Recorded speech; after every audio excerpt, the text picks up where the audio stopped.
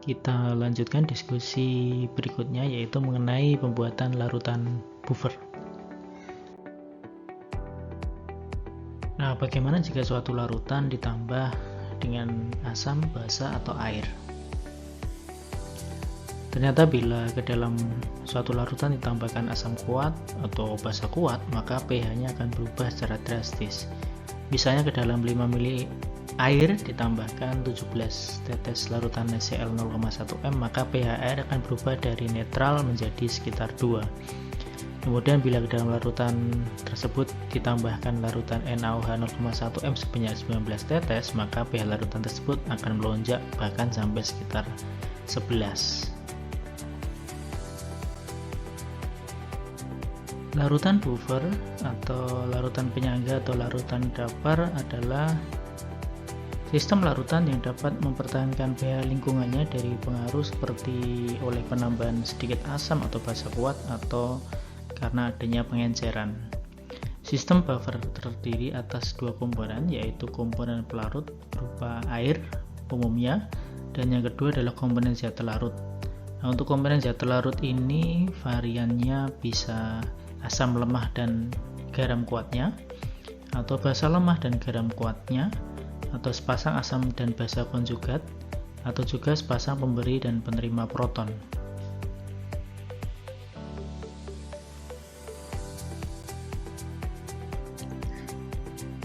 Berikut pada sistem buffer asetat CH3COOH CH3COONA dalam pelarut air, maka akan terjadi reaksi seperti pada slide ini, yaitu reaksi pertama dan reaksi kedua.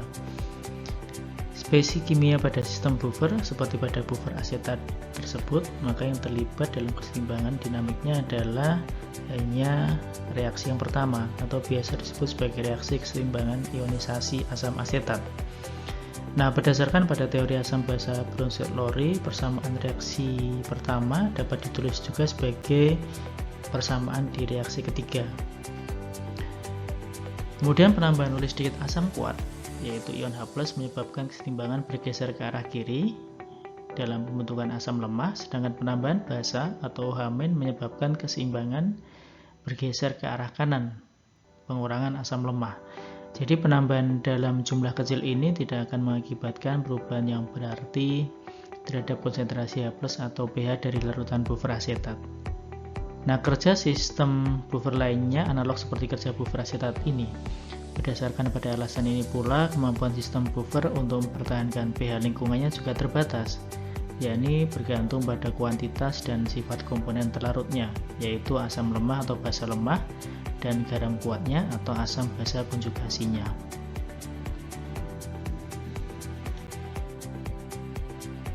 pH larutan buffer dapat dicari dengan persamaan Henderson-Hasselbalch, yaitu pH sama dengan pKa plus log garam per asam, kemudian pOH sama dengan pKb plus log garam per basa. pH buffer tergantung pada Ka asam lemah atau Kb basa lemah dan perbandingan konsentrasi asam dengan konsentrasi basa konjugasinya, atau konsentrasi basa lemah dengan konsentrasi asam konjugasinya. Kapasitas suatu buffer merupakan ukuran kemampuan buffer tersebut untuk mempertahankan pH lingkungannya, terutama dari pengaruh luar oleh penambahan ion H+ atau asam, atau ion H- atau basa.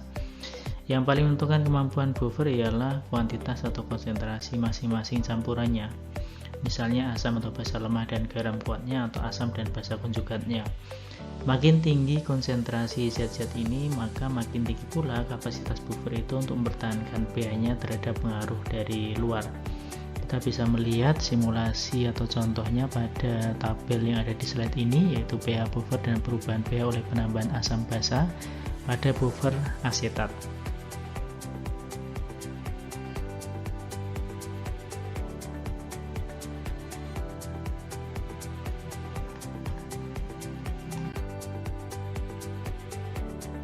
Kapasitas buffer didefinisikan sebagai banyaknya mol H+ atau asam yang diperlukan untuk mengubah pH 1 liter larutan buffer sebesar 1 satuan pH.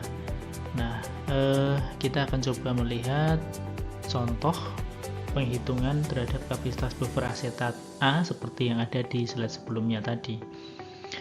Nah, kita ketahui bahwa volume total campuran adalah 50 ml, kemudian mol asam 10 dan mol garam 15.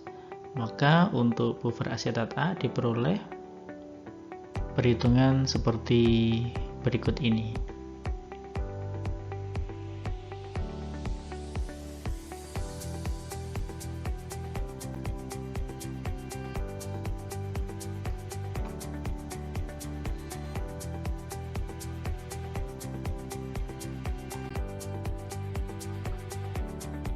Dari serangkaian formulasi yang digunakan, maka kemudian ditemukan kapasitas buffer asetat A dengan menggunakan data yang ada di slide sebelumnya tadi adalah 0,235 mol H+.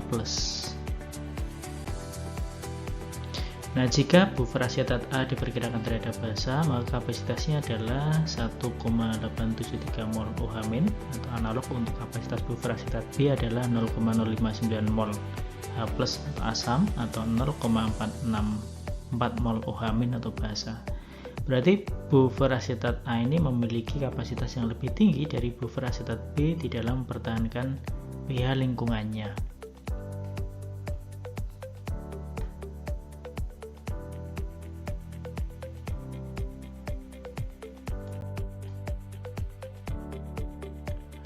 Ada istilah mengenai keefektifan larutan buffer. Keefektifan larutan buffer adalah ketepatan suatu buffer dengan rentang perubahan pH lingkungannya oleh penambahan maksimal suatu asam atau basa yang diinginkan. Nah, kemudian bagaimana cara kita menghitung pembuatan larutan buffer atau suatu larutan buffer? Kita beri contoh satu, apabila kita diminta untuk membuat 250 ml larutan buffer dengan pH 10 dan disediakan larutan NH4OH 0,1N dan serbu NH4Cl. Bagaimana cara kita mempersiapkan larutan buffer tersebut? Nah, kita lihat bagaimana cara perhitungannya.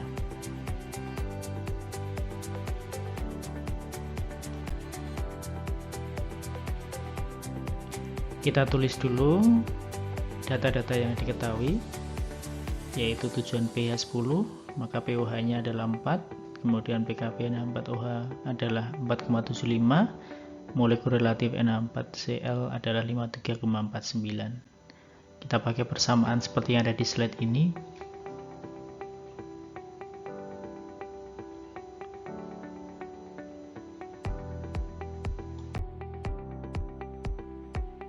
Kemudian mulai kita masukkan angka-angka yang diketahui.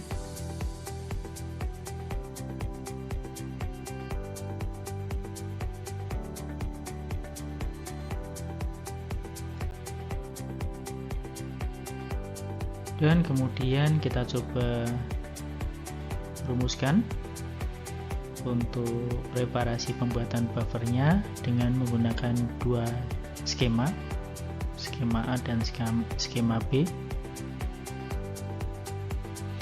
Untuk skema A, jika volume total sama dengan volume NH4OH dengan asumsi volume padatan gram diabaikan, berarti kuantitas NH4OH banyaknya adalah 25 mmol NH4OH. Massa garam dapat diperkirakan dari penerapan perbandingan dengan formulasi seperti ini.